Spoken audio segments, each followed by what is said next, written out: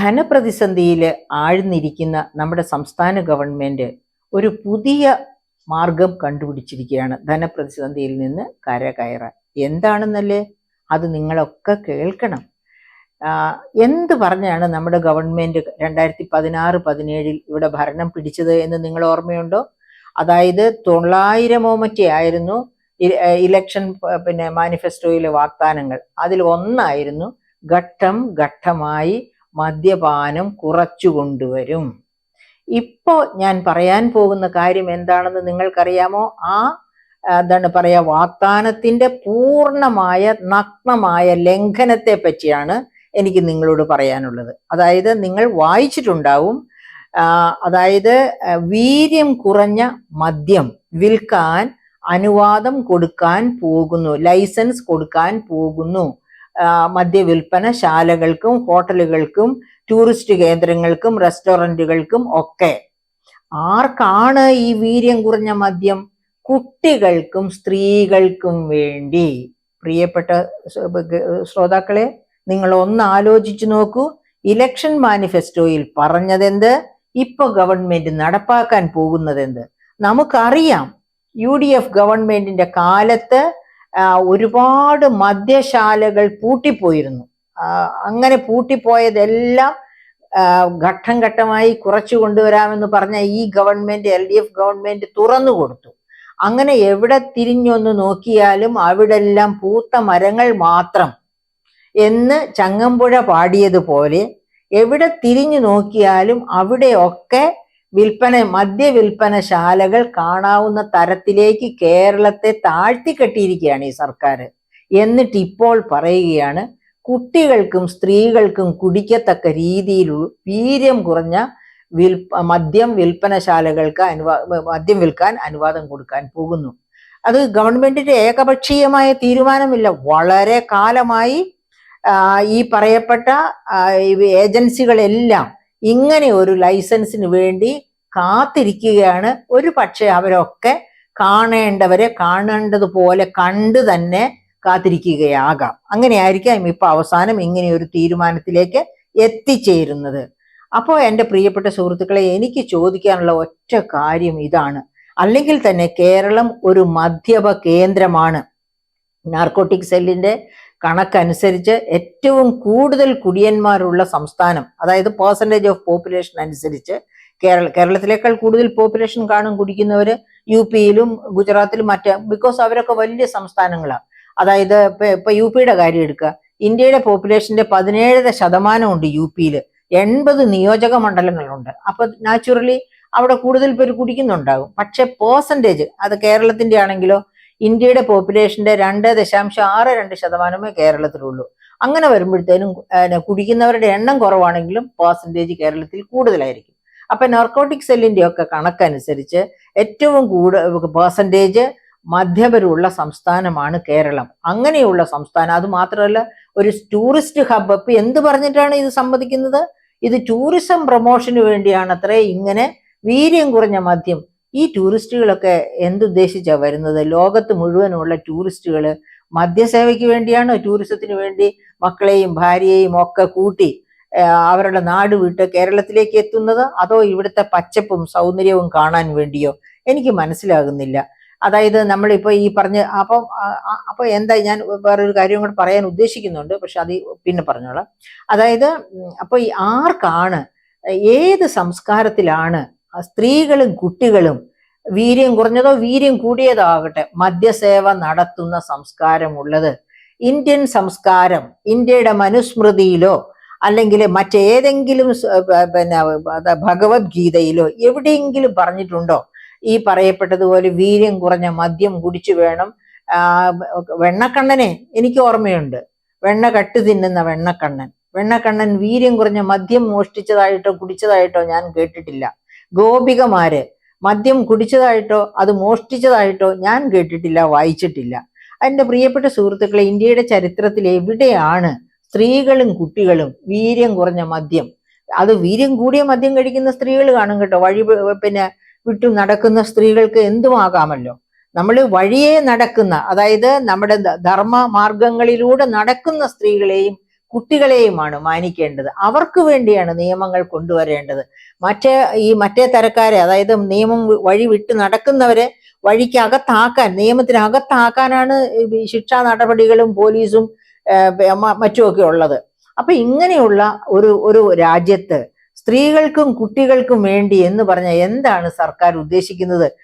എങ്ങനെ നശിച്ച് എവിടെ പോയാലും വേണ്ടില്ല, എങ്ങനെ എന്ത് സംഭവിച്ചാലും വേണ്ടില്ല, ഖജനാവിൽ കുറച്ച് പണം എത്തിയാൽ അത് തിരിമറി നടത്തും. വകുപ്പിന് കൊടുക്കേണ്ടത് വകുപ്പിന് കൊടുക്കില്ല, അതും വകുപ്പ് മാറി എവിടെയോ പോകും. എവിടെ പോയിന്ന് നമുക്ക് അറിഞ്ഞുകൂടാ. അതാണ് ഇന്ന് ഈ കഴിഞ്ഞ വർഷമൊക്കെ നമ്മൾ കണ്ടത്. അങ്ങനെ അഴിമതിക്കും പിന്നെ തിരിമറി നടത്തുന്നതിനും ധൂർത്തിനും വേണ്ടി പണം ഉണ്ടാക്കുക. ഇത് നമുക്കറിയാം. കേരളത്തിന്റെ ധന സമാഹരണ മാർഗങ്ങളിൽ 1-ാം സ്ഥാനത്ത് നിൽക്കുന്നത് മദ്യവിൽപ്പനയാണ്. അതായത് 25% മുതൽ 30% വരെ. സംസ്ഥാനത്തിന്റെ തനത് വരുമാനത്തിന്റെ 25% മുതൽ 30% വരെ വരുന്നത് മദ്യവിൽപ്പനയിൽ നിന്നാണ്. അത് മാത്രവുമല്ല, ഇന്ന് കേരളത്തിൽ നിലവിലിരിക്കുന്ന മദ്യത്തിന്റെ നികുതി ഇന്ത്യയിലെ എല്ലാ സംസ്ഥാനങ്ങളിലെയും നികുതിക്കും ഉപരിയാണ്. അതുകൊണ്ട് എന്താണ് സംഭവിക്കുന്നത്? കേരളത്തിലെ മദ്യപർ കേരളം വിട്ട് അയൽ സംസ്ഥാനങ്ങളിൽ പോയി മദ്യം അവിടെ നിന്ന് കുടിച്ചിട്ട് വരികയല്ല, അവിടെ നിന്ന് അവർ കുടിക്കുന്നു. സുഹൃത്തുക്കൾക്കും മറ്റുള്ളവർക്കുമായി ഇവിടുന്ന് പണം സംഭരിച്ചു കൊണ്ടുപോയി വണ്ടികളിൽ വാങ്ങി ഇങ്ങോട്ട് ഇറക്കുമതി ചെയ്യുന്നു. അങ്ങനെ സംസ്ഥാനത്തിന്റെ ഖജനാവിലേക്ക് വരേണ്ട പണം നഷ്ടപ്പെടുത്തുന്നു. അത് ബുദ്ധിയില്ലാത്തത് കൊണ്ടാണ് ധനവകുപ്പിന്, അല്ലെങ്കിൽ നിയമം ഉണ്ടാക്കിയവർക്ക്. കാരണം അയൽ സംസ്ഥാനങ്ങളിലെ നികുതിയേക്കാൾ വലിയ നികുതിയാണ് പ്രത്യേകിച്ച് മദ്യം പോലെയുള്ള ഉൽപ്പന്നങ്ങൾക്ക്, അതായത് പിന്നെ ഇന്ധനം, മദ്യം പോലെയുള്ള ഉൽപ്പന്നങ്ങൾക്ക് എന്ന് വന്നാൽ അയൽ സംസ്ഥാനം അവിടുന്ന് പോയി അവർ കളക്ട് ചെയ്യും.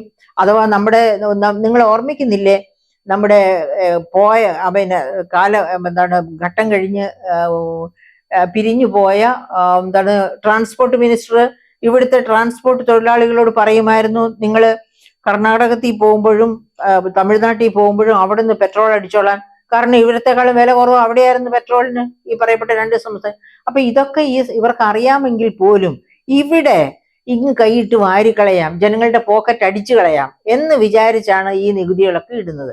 അങ്ങനെ നികുതി ചാർത്തി നഷ്ടം വരുത്തുന്ന സർക്കാരാണ് ഇപ്പോൾ മദ്യ വിൽപ്പനക്കാരുടെ താല്പര്യങ്ങൾ സംരക്ഷിച്ചുകൊണ്ട് ഇതുപോലെ ഒരു നയം എടുത്തിരിക്കുന്നത്. സ്ത്രീകൾക്കും കുട്ടികൾക്കുമുള്ള മദ്യത്തിന്, അതായത് വീര്യം കുറഞ്ഞ മദ്യം ആരെ ഉദ്ദേശിച്ചാണ്? സ്ത്രീകളെയും കുട്ടികളെയും ഉദ്ദേശിച്ച്. ഏത് തരം സ്ത്രീകളെയും കുട്ടികളെയും ഉദ്ദേശിച്ചാണ്? അത് ഡൊമസ്റ്റിക് ടൂറിസ്റ്റുകളാകാം, ഇന്റർനാഷണൽ ടൂറിസ്റ്റുകളാകാം, അല്ലെങ്കിൽ എന്റെയും നിങ്ങളുടെയും മക്കളാകാം, കൊച്ചുമക്കളാകാം. അപ്പൊ എന്താണ് ഈ സർക്കാർ ഉദ്ദേശിക്കുന്നത്? എന്താണ് നമ്മൾ മുന്നിൽ കാണേണ്ടത്? ഇപ്പോ ക്യാമ്പസുകളിൽ കാണുന്ന കുട്ടികൾക്ക് സ്വാതന്ത്ര്യം കൂടിക്കൊണ്ടിരിക്കുകയാണ്. എന്താണ് നമ്മുടെ സ്മാർട്ട് ഫോൺ നമ്മുടെ സമൂഹത്തിനോട് ചെയ്തുകൊണ്ടിരിക്കുന്നത് എന്ന് നമുക്കറിയാം. സ്മാർട്ട് ഫോൺ മുഖാന്തരം കുടുംബ ബന്ധങ്ങൾ വഷളാകുന്നു, നമ്മുടെ കുട്ടികൾ വഴിതെറ്റി പോകുന്നു, പെൺകുട്ടികൾ പ്രത്യേകിച്ച് അവരെ വലയത്തിലാക്കി കൊണ്ടുപോകുന്നു. ഇതൊക്കെ നടക്കുന്ന സംസ്ഥാനത്താണ് ഇനി പെൺകുട്ടികൾക്കും സ്ത്രീകൾക്കും കുട്ടികൾക്കും വേണ്ടി വീര്യം കുറഞ്ഞ മദ്യം കൂടി വിളമ്പാം എന്ന് സർക്കാർ പറയുന്നത്. സർക്കാരിന് ഏത് തരം വിഭ്രാന്തിയിലാണ് പെട്ടിരിക്കുന്നത് എന്ന ഒറ്റ കാര്യം മാത്രമേ നമുക്ക് അറിയേണ്ടതുള്ളൂ. കാരണം ഇങ്ങനെ ഒരു നിയമം നടപ്പാക്കിയാൽ ക്യാമ്പസുകളിൽ കുട്ടികൾ കാണില്ല. ഇപ്പൊ തന്നെ ക്യാമ്പസുകളിൽ കുട്ടികളില്ല. കുട്ടികൾ പഠനാവശ്യങ്ങൾക്കും ഒക്കെ ആയിട്ട് രാജ്യം വിട്ടോ അല്ലെങ്കിൽ സംസ്ഥാനം വിട്ടോ പോയിക്കൊണ്ടിരിക്കുകയാണ്. മിക്കവാറും ക്ലാസ് റൂമുകളൊക്കെ ഒഴിഞ്ഞ ക്ലാസ് റൂമുകളാണ്.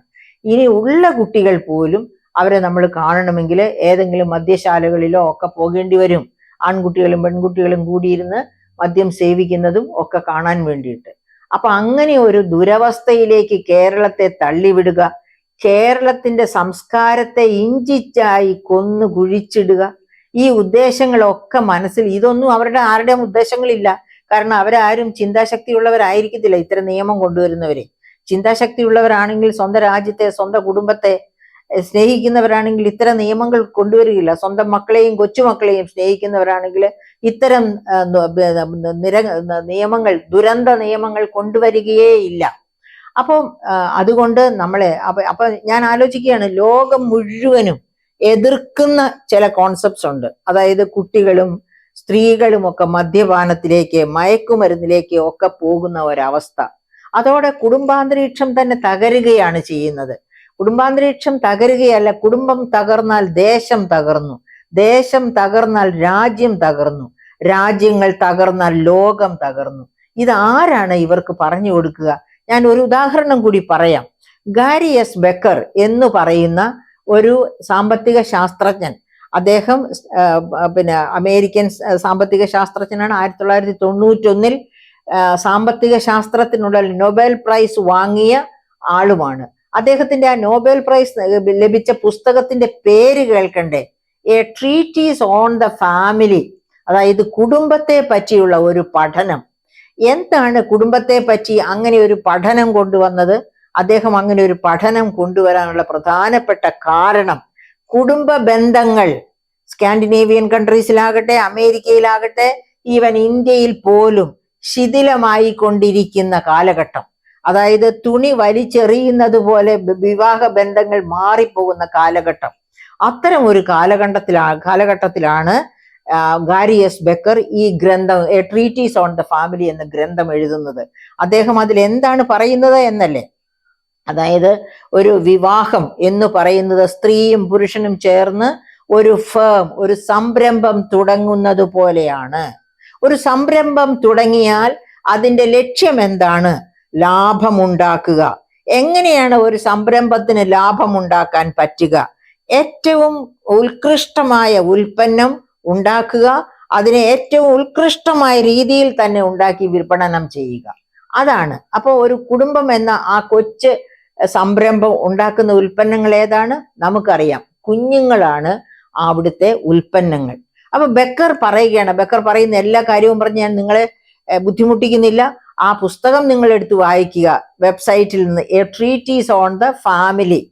ആ പുസ്തകത്തിൽ അദ്ദേഹം എന്താണ് പറയുന്നത്? അങ്ങനെ സൃഷ്ടിക്കപ്പെടുന്ന കുഞ്ഞുങ്ങൾ, അതായത് കുടുംബം എന്ന സംരംഭത്തിന്റെ സന്തതികൾ, അവരെ എങ്ങനെയാണ് മികച്ച പൗരന്മാരാക്കി വളർത്തേണ്ടത് എന്ന കാര്യത്തിലാണ് ആ ഭാര്യ ഭർത്താക്കന്മാരുടെ ഉത്തരവാദിത്വം കിടക്കുന്നത്. ആ ഉത്തരവാദിത്വം 101% അവർ പാലിക്കണം. അങ്ങനെ പാലിക്കുമ്പോഴാണ് ഉത്തമ പൗരന്മാരായി മക്കൾ ചേരുന്നത്. ഇതിനാണ് നോബൽ പ്രൈസ് കൊടുത്തത്. അപ്പൊ ഒന്ന് ആലോചിച്ചു നോക്കൂ, ലോകം മുഴുവനും, നോബൽ പ്രൈസ് കമ്മിറ്റിയും ലോകം മുഴുവനും ആഗ്രഹിക്കുന്നത് എന്താണ്? കുടുംബങ്ങൾ ഇങ്ങനെ മാതൃകാ കുടുംബങ്ങളായി മാറണം. വിവാഹ ബന്ധം വലിച്ചെറിഞ്ഞു പോകാനുള്ളതല്ല, അത് വളരെ ദൃഢമായി നിൽക്കേണ്ടതാണ്. ദൃഢമായി നിൽക്കേണ്ടത് എന്തിനു വേണ്ടി? അവർ ഉൽപ്പാദിപ്പിക്കുന്ന കുട്ടികൾക്ക് വേണ്ടി, ആ കുട്ടികൾ ഉത്തമ പൗരന്മാരായി തീരാൻ വേണ്ടി. ഉത്തമ പൗരന്മാരായി തീരണമെന്നുണ്ടെങ്കിൽ അവരുടെ അവകാശങ്ങൾ സംരക്ഷിക്കപ്പെടണം. അവരുടെ അവകാശങ്ങൾ സംരക്ഷിക്കണമെന്ന് പറഞ്ഞാൽ എന്താണ്? ജനിച്ചു വീണ കുഞ്ഞിന് മുലപ്പാൽ കുടിക്കാനുള്ള അവകാശമുണ്ട്. ഗർഭപാത്രത്തിലായിരിക്കുമ്പോൾ പോഷകം കിട്ടാനുള്ള അവകാശമുണ്ട്. അത് അമ്മ കഴിക്കുന്ന ആഹാരത്തിൽ നിന്നാണ് പോഷകങ്ങൾ കിട്ടേണ്ടത്. അപ്പൊ അമ്മയ്ക്ക് നല്ല ആഹാരങ്ങൾ കൊടുക്കണം, നല്ല മാനസിക സാധ്യതകൾ കൊടുക്കണം. അങ്ങനെ ഉദരത്തിൽ വെച്ച് ആ കുഞ്ഞിനുള്ള അവകാശങ്ങൾ സംരക്ഷിക്കപ്പെടണം. അങ്ങനെ സംരക്ഷിക്കപ്പെടുന്ന കുഞ്ഞാണ് പ്രസവത്തോടെ ഭൂമിയിലേക്ക് വരുന്നു. അവിടെയും ആ കുഞ്ഞിന് അവകാശങ്ങളുണ്ട്. ആ കുഞ്ഞ് സ്വന്തം അവകാശങ്ങൾ തിരിച്ചറിഞ്ഞ് സ്വന്തം കാലിൽ നിൽക്കാറാകുന്ന 18 വയസ്സോ 20 വയസ്സോ 21 വയസ്സോ എത്രയും ആകട്ടെ, അതുവരെയും അച്ഛനമ്മമാരുടെ സംരക്ഷണം ഒരുമിച്ച് വേണം. അങ്ങനെ സംരക്ഷണം കിട്ടാനാണ് വിവാഹ ബന്ധം എങ്ങനെ സൂക്ഷിക്കണം? പവിത്രമായി സൂക്ഷിക്കണമെന്ന് ഗാരി എസ് ബെക്കർ ആവശ്യപ്പെടുന്നത്. കാരണം അപ്പോഴാണ് കുട്ടികളുടെ അവകാശങ്ങൾ സംരക്ഷിക്കപ്പെടുന്നത്. എൻ്റെ പ്രിയപ്പെട്ട സുഹൃത്തുക്കളെ, ഇവിടെ നമ്മുടെ ഗവൺമെന്റ് ഇത് വല്ലതും അറിഞ്ഞിട്ടാണോ? ഇതിനെപ്പറ്റി വല്ല ചിന്തയുമുണ്ടോ? അതായത് നമുക്കറിയാം എന്തെല്ലാം തരത്തിലാണ് പണം സ്വന്തം പോക്കറ്റിലേക്ക് ആക്കാൻ ഇവരൊക്കെ ശ്രമിക്കുന്നത്. അങ്ങനെ ശ്രമിച്ചുകൊണ്ടിരിക്കുമ്പോഴാണ് കുടുംബ ബന്ധങ്ങൾ ശിഥിലമാകാൻ, കുഞ്ഞുങ്ങളുടെ അവകാശങ്ങൾ സംരക്ഷിക്കപ്പെടാതിരിക്കാൻ വേണ്ടി ഇങ്ങനെയുള്ള വീര്യം കുറഞ്ഞ പാനീയം, മദ്യം വിൽക്കാനുള്ള ഇതായിട്ട് പോകുന്നത്. ഞാൻ ഈ അടുത്ത കാലത്ത്, അതായത് 2 ആഴ്ച മുൻപ് അമേരിക്കയിൽ നിന്നും ഒരു കഥ കൂടി പറയാം നിങ്ങളോട് ഇതിന്റെ കൂടെ ചേർത്ത്. 18 മാസം പ്രായമുള്ള ഒരു കുഞ്ഞ്, ആ കുഞ്ഞിന്റെ അമ്മ, അതായത് അവര് സിംഗിൾ മദറാണ്, അവൾക്ക് പേരൻസ് ഉണ്ട്. പക്ഷെ അവരെയൊക്കെ 18 വയസ്സാകുമ്പോഴത്തേക്കും സ്വന്തം മാർഗം തേടി പോകും, ആരുടെയെങ്കിലും കൂടെ വേണമെങ്കിൽ കല്യാണം കഴിച്ചു പോകാം. എല്ലാവരും അങ്ങനെയാണെന്ന് ഞാൻ പറയുന്നില്ല, വളരെ അപൂർവം പേർ മാത്രം. നമ്മുടെ സമൂഹത്തിലും ഉണ്ടല്ലോ അപൂർവം പേര് ഇത് ഇഷ്ടപ്രകാരം ഇറങ്ങിപ്പോവുകയും ഒക്കെ ചെയ്യുന്നത്. അതിപ്പോ ഈ സ്മാർട്ട് ഫോണും ഒക്കെ വന്നതോടുകൂടി, ഡിജിറ്റൽ ടെക്നോളജി ഇങ്ങനെ ആയതോടുകൂടി കുറച്ച് വർദ്ധിച്ചു വരുന്നുണ്ട്. അതേ ഉള്ളൂ, അത് നമ്മൾ ശ്രദ്ധിക്കേണ്ട കാര്യമാണ്. അപ്പൊ ഇങ്ങനെയുള്ള ഈ കാലഘട്ടത്തിൽ അമേരിക്കയിൽ 2 ആഴ്ച മുമ്പ് നടന്ന ഒരു സംഭവമാണ്. അത് എന്താണ് സംഭവിച്ചത്? 18 മാസം പ്രായമുള്ള ഒരു കുഞ്ഞിനെ അതിന്റെ അമ്മ അവിടുത്തെ രീതിയിലുള്ള ഒരു പിള്ളത്തൊട്ടിൽ എന്ന് പറഞ്ഞാൽ എങ്ങനെ ഇരിക്കുന്നു എനിക്ക് അറിഞ്ഞുകൂടാ, ആ തൊട്ടിലിൽ കിടത്തി തൊട്ടിലാക്കിയിട്ട് അതിന് ഏതാനും കുപ്പികളിൽ പാല് കുടിക്കാൻ വേണ്ടി, കൊച്ചിന് ഈ 18 മാസം പ്രായം എന്ന് പറഞ്ഞാൽ 1.5 വയസ്സുണ്ട്. അപ്പൊ പാൽക്കുപ്പിക്കകത്തുനിന്ന് പാലെടുത്ത് കുടിക്കാനൊക്കെ കൊച്ചിന് അറിയാം. അപ്പൊ അങ്ങനെ പാലൊക്കെ ഒരു 3-4 കുപ്പി പാലൊക്കെ അതിനകത്ത് ആക്കി വെച്ചിട്ട് ഈ അമ്മ കാമുകനോടൊപ്പം എവിടെയൊക്കെയോ സഞ്ചാരത്തിന് പോകുന്നു, ടൂർ പോകുന്നു. 18 ദിവസം കഴിഞ്ഞാൽ തിരിച്ചു വരുന്നത്. തിരിച്ചു വന്ന് നോക്കുമ്പോൾ 2-3 ദിവസം മുമ്പാണ് കുട്ടി മരിച്ചുപോയത്. ഡോക്ടറെ അടുത്ത് കാണിക്കുമ്പോൾ ആ കുട്ടി മരിച്ചിരിക്കുന്നു. അതായത് 2-3 ദിവസം മുൻപ് വരെ ആ കുട്ടിക്ക് ജീവൻ ഉണ്ടായിരുന്നു. അത് സ്ട്രഗിൾ ചെയ്ത് വെച്ചിരുന്ന പാലും ഒക്കെ തീർന്നു, അതിന് പാലോ വെള്ളമോ ഒന്നും കിട്ടാതെ ആ കുട്ടി മരിച്ചു. അങ്ങനെ അത് വലിയ കേസായി കഴിഞ്ഞപ്പോൾ ഈ അമ്മയുടെ പേരൻസ് തന്നെ പറഞ്ഞു അവള് മാനസികാസ്വാസ്ഥ്യമുള്ള കുട്ടിയാണെന്ന്. അപ്പോൾ മാനസികാസ്വാസ്ഥ്യമുള്ള കുട്ടിയാണെങ്കിൽ ഒരു കുഞ്ഞിനോട് കൂടി വേറിട്ട് താമസിക്കാനായിട്ട്, ഒറ്റയ്ക്ക് താമസിക്കാൻ നമ്മുടെ സംസ്കാരമാണെങ്കിൽ സമ്മതിക്കത്തില്ല. അമേരിക്കൻ സംസ്കാരത്തിൽ അതിലൊന്നും കുട്ടികളുടെ സ്വാതന്ത്ര്യത്തിൽ ഇടപെടാൻ പാടില്ല എന്ന കാരണം കൊണ്ടാകാം അവര് ഇടപെടാതിരുന്നത്. എന്താണെങ്കിലും ആ പെൺകുട്ടിക്ക്, ആ അമ്മയ്ക്ക് ജീവപര്യന്തം കഠിന തടവിന് വിധിച്ചിരിക്കുകയാണ്. അതുകൊണ്ട് കാര്യമില്ലല്ലോ, കുഞ്ഞ് മരിച്ചുപോയില്ലേ, കുഞ്ഞിന്റെ അവകാശങ്ങൾ സംരക്ഷിക്കപ്പെടാതെ പോയില്ലേ. അത്തരം കാര്യങ്ങൾ കേട്ടാലെങ്കിലും നമുക്ക് നമ്മുടെ ബുദ്ധി തുറന്ന് പ്രവർത്തിക്കണം, ഉണർന്ന് പ്രവർത്തിക്കണം. നമ്മൾ ഈ നിയമം, അതായത് ഈ പറയപ്പെട്ട വീര്യം കുറഞ്ഞ മദ്യം കുട്ടികൾക്കും സ്ത്രീകൾക്കുമായിട്ട് അത് പാടെ നിഷേധിക്കണം. ആ നിയമം അതുപോലെ പിൻവലിപ്പിക്കണം.